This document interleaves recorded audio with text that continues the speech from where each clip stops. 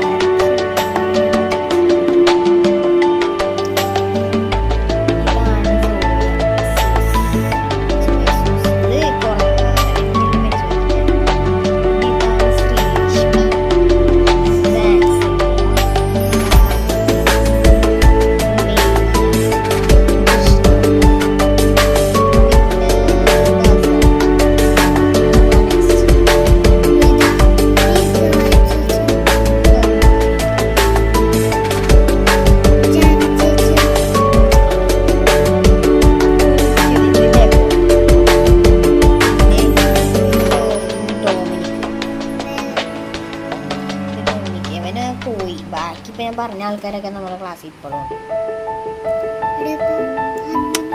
ഇതാണ് ജോയ്സ് മാഡം.